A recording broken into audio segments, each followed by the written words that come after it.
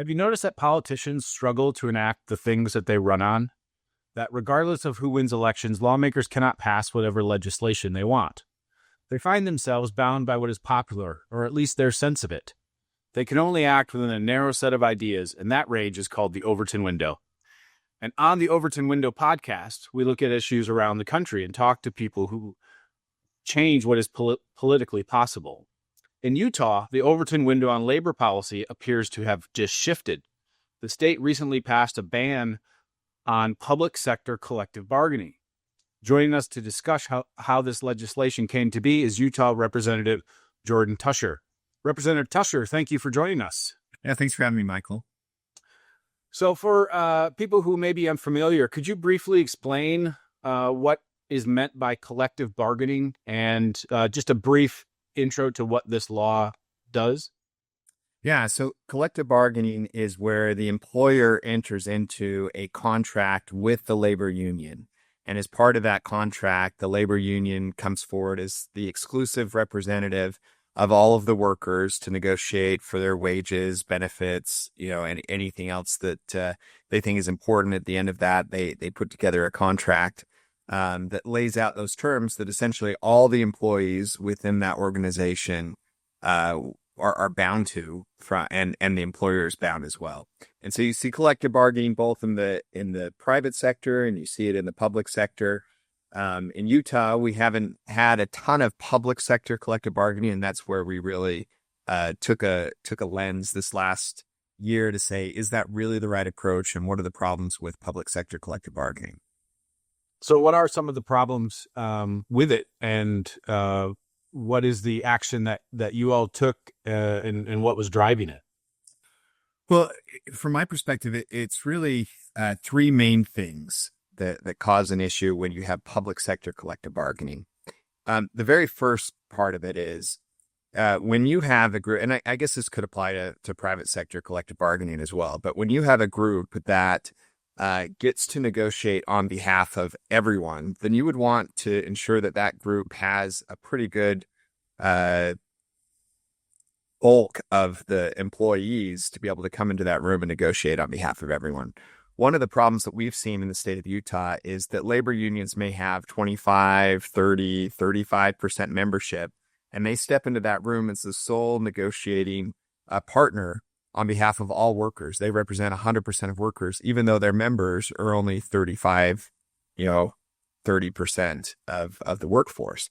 And that causes a serious issue because the other 70% of the workforce really have no voice in that negotiation when you talk about what wages and benefits and other issues are important to employers. So imagine, for example, say you have a teachers union, and 30% of them are members of the union, but they get to come in and collect a bargain.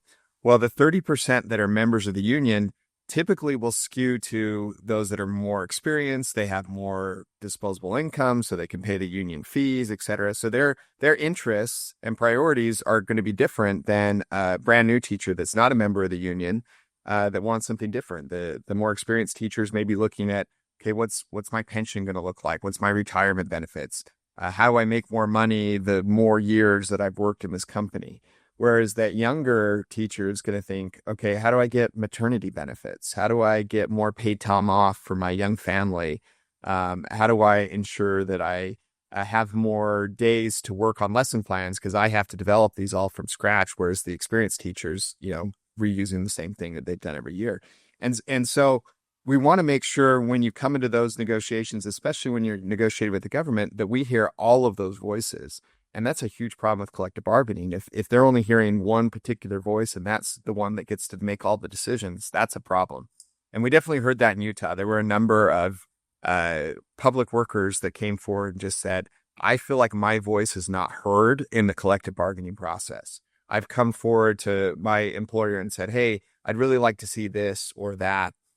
And the employer says, well, go talk to the union. They're the ones that we get to negotiate with. And that's just wrong. And we wanted to definitely do that. The other real inherent problems with public sector collective bargaining is around just some perverse incentives that exist there. So with the public sector collective bargaining, because unions are inherently political, they're going to go out and raise money to support political candidates. Candidates are going to make promises to those unions. The union's going to give them the political contributions, and then those candidates get elected and now sit on the other side of the table with the union.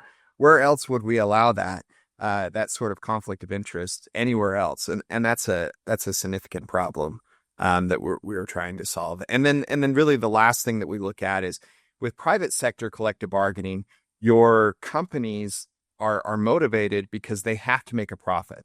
If they don't make a profit, then they go out of business. And so it's a fair negotiation. You go back and forth, and they're not going to sign up for a deal that's going to put the company out of business. It's not good for the workers. It's not good for the employees either, or the employers either. But in public sector collective bargaining, the government never goes out of business. And so they can definitely sign a deal that isn't advantageous to everyone. And at the end of the day, who has to pay for it? It's the taxpayers. And they're not necessarily represented in that negotiation.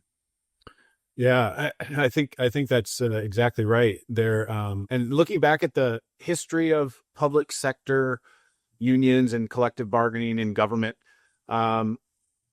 people who don't remember history might not know that this is a relatively new thing. That the U.S. has not always allowed for government unions to collectively bargain on behalf of government employees for many of the, I think, for many of the reasons that you just laid out, because there's these sort of inherent problems with that system. So, but all that said, there hasn't been a lot of significant reforms in this policy area. They're starting to be. So I guess in this is a great case in point. Do you think that the public is shifting on this, that the Overton window has shifted, and some of these more restrictive prohibitions and limits to government union bargaining are going to be in the future, going to happen in the future? It's a good question. It is a tough area to tackle, right? Because it's one that most people are not paying any attention. They don't have a lot of background or really even understand the collective bargaining process. But you have a lot of exercise people that, are members of unions and want to ensure that the union continues to have that power over the government employers. And so it's a really tough situation. And we're also talking about pretty sympathetic groups of people, right? So when you start tackling these issues, does it look like, oh, you're now attacking teachers, you're attacking firefighters, you're attacking police officers, or our public workers, our librarians, or people that work at the DMV, or whatever it may be? And no one wants to attack it. Everyone is supportive of those groups. And so it becomes a pretty nuanced argument now when you try to explain, well, this actually is going to be good for all of these people. When the unions are telling all of those workers this is going to be really bad, and that's what they believe. And so now they're posting on social media or telling their neighbors, that this is a really bad thing. So it's a tough area to tackle, I'll say. But I do think inherently when you sit down and just talk with regular people and kind of explain, have a conversation like we are, it makes a lot of sense. They're like, oh yeah, that shouldn't be happening. And they're a little appalled that it even happens in the first place. Yeah. Now, you spoke of the difficulty of it. You went through some difficulty with this legislation. Can you tell us more about that and what you learned about government unions and even broader lessons? Sure. Yeah. This has been an effort that I've been working on for really the last 3 years. And it started as I kind of got wrapped into working on a completely different issue, but the unions took issue with it and really shared a lot of misinformation, lies about what we were trying to do. And I became convinced that the unions really weren't looking after the workers or their union members in any respect, that they were much more interested in propping up their own power and authority and driving up union dues than really trying to ensure that their members get the best deals or that their voices are heard in all the different negotiations. And so as I started looking into that to say, well, what's causing that, or are there misplaced incentives across the board? One of the things that I came across was just union due collections. And a lot of people don't know with these public sector unions, in most cases, the government is the dues collector. They agree to take those union dues out of the paycheck or the workers' paychecks and then pay that over to the union. In most cases, the workers at some point have said, yes, I agree to that, but it's sort of out of sight, out of mind. And that's one area that, I thought, okay, if this were 1950 and, you had to write a check every day, every month, and that's, mail it in, like that's pretty difficult. We probably would allow for that type of automatic deductions from paychecks. But in today's world where it's really easy to collect money, I've got, a dozen or so subscriptions that I keep thinking I'm going to cancel and they just keep going on, really the government should get out of this business. And that's what started me down this path to look into it. And as I unturned, more pages and leaves of what's going on here, I just kept diving more and more into, there's more than just this payroll deduction issue. We got issues with collective bargaining. We've got issues with our retirement system and how unions have infiltrated that. We've got issues with taxpayer money actually going to union activities. And so each year as I've been working on this bill, it's sort of grown and grown and grown. And this bill in particular, kind of the most controversial piece was the ban on public sector collective bargaining. But there were a lot of other areas of the bill that I think most people, even union members think, okay, that's probably reasonable. Like we shouldn't have the union employees, not your teacher or firefighter or whatever, but someone who works solely for the union, be a part of the Utah retirement system. That just doesn't make sense. That retirement system is for public employees. So let's make sure that it's only used by public employees. We shouldn't be using taxpayer money to pay for union members, even if it's a teacher or police officer, to go and do union work. If the union wants to pay for that, then that is totally acceptable, but it shouldn't be taxpayer money that's going to that. We shouldn't give extra benefits in public spaces to unions that we don't give to any other groups. If we're going to charge the Boy Scouts of America $50 to rent a room in a school, then the union should pay $50 to rent a room. And those are the types of things that we tried to put in the bill. That's just kind of a holistic approach of let's make sure that there's clear guardrails and separations between government resources and these private unions. And at the same time, this isn't an attempt to attack the unions, to not allow people to join a union, to discourage their voice. Everyone should be able to join a union if they want to use their First Amendment rights, to lobby on their own behalf and present their priorities. But that doesn't mean that we have to, expend taxpayer resources or give them certain benefits that other groups don't get. So that was all in the first bit of legislation there? Was that like a holistic approach? And then what ended up happening through the process, and what legislation did you end up with at the end? What does it do? Good question. So, the first in 2023 is when I released the first bill, and that really just dealt with the paycheck protection piece. But I floated it out there. We have a quick 45-day session in Utah. And so most of the work that we have going into session is done in the interim. And so one of the strategies I often use is I'll release some legislation towards the end of the session, not with any intent to try to pass it through, but to put something out there that people can react to. And so I worked really hard over that summer coming into the 2024 general session. And at that point, I kind of looked around the country, started learning more about collective bargaining and what the problems were, and shifted the bill to add, in addition to the paycheck protection, including the like a recertification process. Kind of the same idea, like, okay, if you have a certain percentage of members, then we'll allow you to collective bargain. But if you don't have at least 50% of people that want your union to represent them, then you certainly shouldn't be doing collective bargaining. And that was the bill that I had in 2024. And we presented it in committee, passed that at committee. It came to the House floor.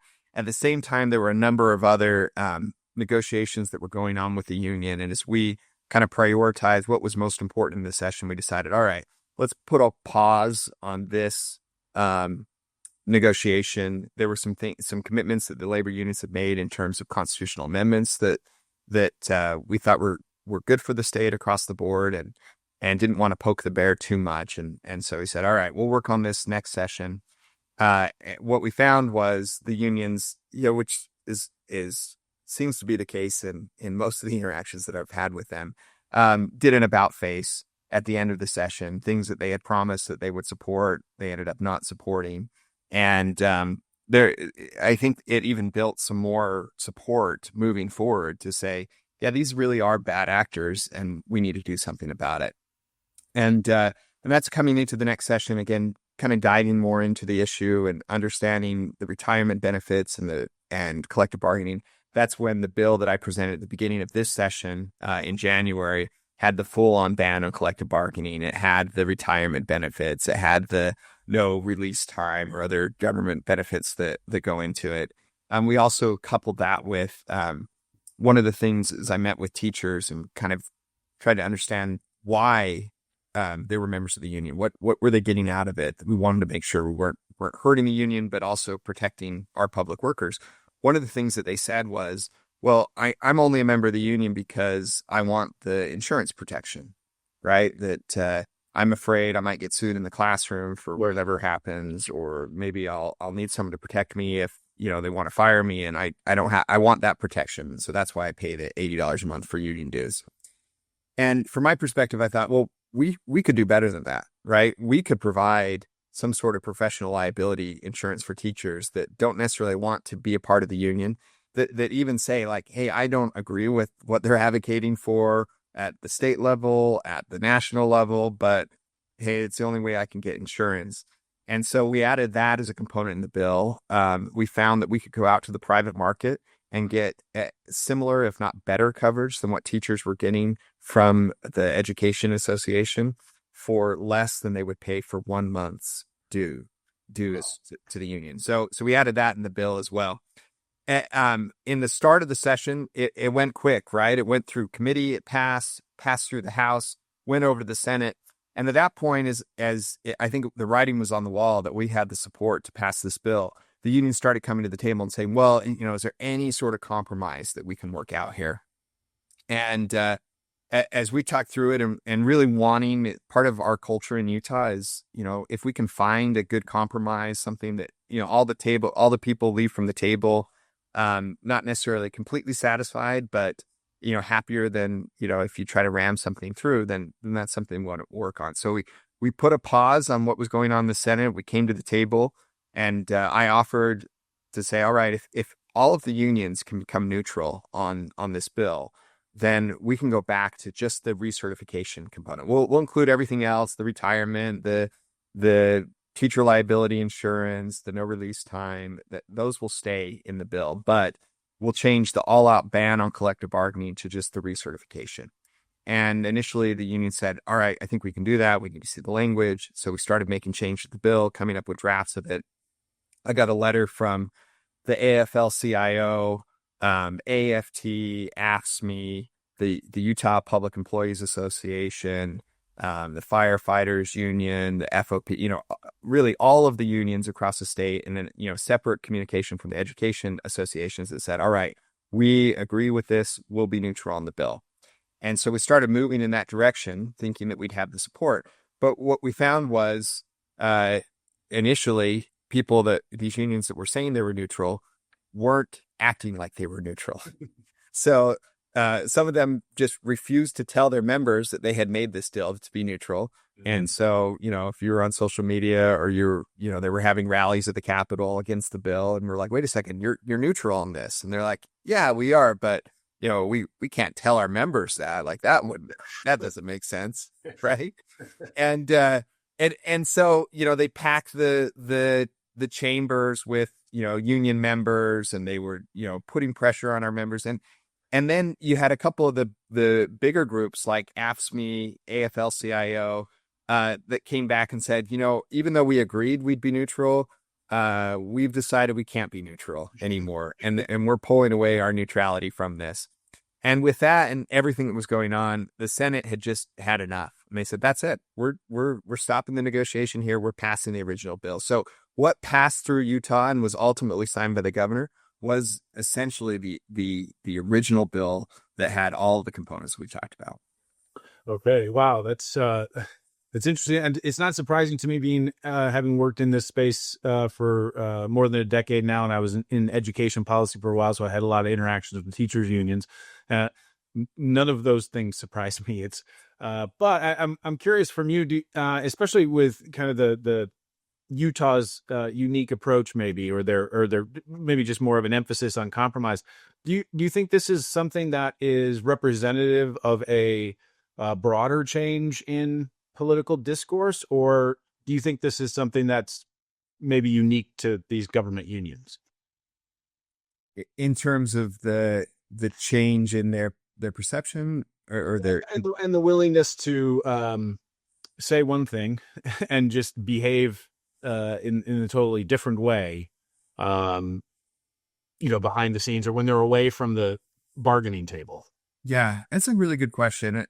Honestly, I think two things. One is, as I mentioned before, I think the unions are very interested in self-preservation, in securing their own power. I think in a world, in the 1950s and 60s, where there was less ability for an individual worker to have a voice, they played a bigger role, and it was easier to get their members and to sell that message. Like, you need us. Like, you can't communicate otherwise except through us. We have a bully pulpit. Let us use it and go represent you. I think in today's world of social media and maybe less space between elected officials and your individual worker, there's less need for the union there. And so they're constantly just trying to justify their existence. And so that's always going to put them in an awkward situation where, even if something is good for their individual members, they're likely to kind of push to say, if it hurts our ability to get more dues paying members, we're going to lean on the side of that than actually representing our people. I think the other thing that plays into it, and I think was a factor with some of these groups pulling out of the agreement, was the hold that the national groups have over our local affiliates. And so our local affiliates that understand Utah's culture, that have grown up in it and seek for compromise, we're more than willing to come to the table and start having those conversations. But I think after news of that got out, and the national groups found out about it that aren't used to that culture, they put a lot of pressure back on these groups to say, what are you doing? This might be fine for Utah, and in Utah, where you don't have that much collective bargaining happening in the first place. But if this starts a trend, it's going to hurt our cause across the country. And so you need to hold the ground in Utah. And I think that's unfortunate, that maybe you wouldn't have seen in the past, and is a broader trend of just kind of the hold that these national groups have over the local groups. Yeah. Now, what about the implementation of this new law? I know that in Michigan, when we passed right to work law in 2012, it didn't go into effect for a few months, and the public sector unions were able to do all sorts of things in those short months to, as you've mentioned, preserve their power as long as possible. Some of them signed, I think, 10-year contracts that preserved their ability to force workers to pay them. Those, fortunately, were ruled illegal by courts after lawsuits that we filed against them. But I'm wondering, how does this law get implemented, and have you given thoughts to, and what kind of systems, processes do you have in place to make sure it gets implemented in a good way? That's a really great question. The bill goes into effect on July 1st of this year, so we do have a couple months before it happens. It allows for current contracts to remain in effect for the duration. Those contracts that were entered into prior to the beginning of the session. So we tried to learn from some of the things that we heard in other states where they were playing games, and make sure that the legislation doesn't allow for things like that. So hopefully we've done that and kind of built that into the process. I will say in Utah, we do have a referendum process, and that allows for the citizens, if they feel like the legislature has done something that they don't agree with, an ability to essentially veto a law by collecting a certain number of signatures. And if they do that, then the law is put on hold until it goes on to a general ballot, and everyone gets to vote on whether or not the law should go into effect. So these labor groups have have filed for a referendum. It is a quite rigorous process for them to be able to get that onto the ballot. They have to gather 8% of signatures of all registered voters in the state. So that's about 141,000 signatures. And they have to gather a minimum threshold of 8% in 15 of the 29 Senate districts that we have in the state. So they can't get all of the signatures from just one city or one county. They have to get it from different areas across the state. So they're kicking off those efforts just this week. They have 30 days to do that. And I know there's other groups that have come out also in support of the law and a push to say, don't sign the petition. And so we'll see how that all plays out. That I think is going to be interesting. In 2007 was the last time there was a successful referendum that was passed in Utah, and that was on a voucher bill. Kind of similar players, right? You have the unions that have come in, and from my understanding, in this case, the National Education Association has sent millions of dollars down to the Utah Education Association to be able to, gather these signatures and educate people, and I'm sure, put out a campaign of things that aren't necessarily true about the bill to get people riled up and wanting to sign. But that is one of the efforts that I know a lot of the groups in Utah are working on to also raise money on the other side to support the anti-referendum movement, and we'll see where that goes. And then, I'm sure there are other things in this bill that, assuming everything goes into effect, that we're going to see where there's some gaps. And just like we do in every legislative session, we'll come back and we'll try to fix all those gaps and make sure this is a robust law, that the intent of the legislation goes forward the way that it should.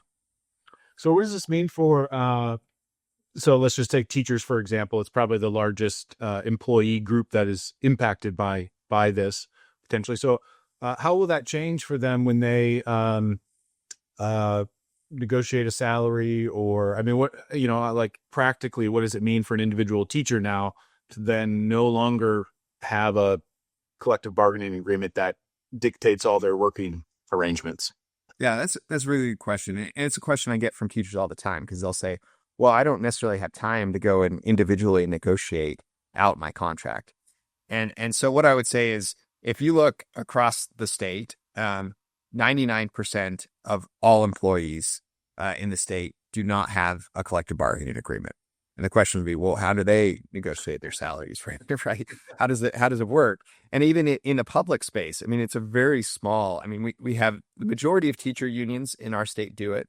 Not all, but the majority of them do. And then the only other collective bargaining that happens in the state outside of teacher unions is in Salt Lake City with the Salt Lake City Police and Salt Lake City Fire. Mm-hmm. But the other fire departments, the other police departments across the state don't do collective bargaining. And generally, employees are still pretty satisfied, pretty happy with it. I think a really good test case for this is we have a school district, the Nebo School District, where they had their own rule that said, we're not going to do collective bargaining if the union doesn't have 50% membership. So for a long time, the union had over 50% membership, but a couple of years ago, they fell below 50%. And so they said, well, we're not going to collective bargain anymore. So what happened? Well, what happened was the district still had meetings with the union. They heard what their priorities were. There were other teacher groups that came together and said, well, here's what we want as well, or individual employees that stated that what their priorities were. They did surveys of their employees, right? They did some focus groups with employees to find out, what do they care about? What's most important? And then the elected school board officials got together and took all of that information, and they came back with a package that they felt like was fair, that was good for the taxpayers. It was good for all teachers. And generally, if you ask the teachers in that district, they're really satisfied with what happened. And that's what I would expect to happen across the state. Again, it doesn't mean that unions are going away. It doesn't mean that they can't say, hey, here's what our 30% of teachers really want. But they don't get to be the monopoly that gets to dictate that on behalf of all 100% of employees. Yeah, and the union still could be the most influential organization or group that impacts what the school board comes up with. But they just can't force everyone to, it just can't be a one size fits all model anymore. Exactly. Yeah. And if you dig into some of these collective bargaining agreements, I mean, there's things in there that I'm sure even teachers don't like, right? They don't want things where they say, the school district's going to pay for a full-time union member. Well, that's salary that could have gone to, bonuses for teachers or more school supplies or, sending them to education conferences or whatever that just came out of the bottom line that now is going to come back to the teachers. Yeah. Yeah. Well, thanks very much for being on the podcast. That's all the time we have for today. It's a very interesting topic and exciting kind of new reforms that are happening around the states and really taking advantage of our states being, part of a laboratory of democracy, as we say sometimes. So appreciate the time and good luck on all the rest of your efforts there in Utah. Thank you so much, Michael. I appreciate it.